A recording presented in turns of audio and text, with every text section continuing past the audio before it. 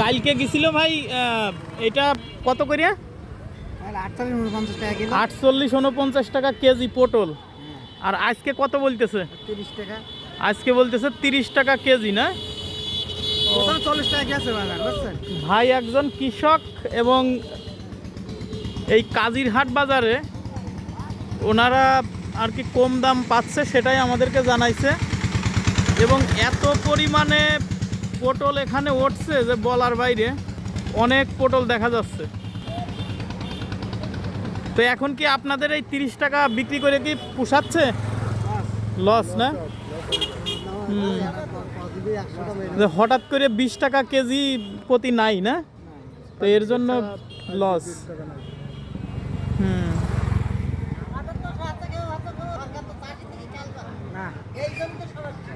চাষি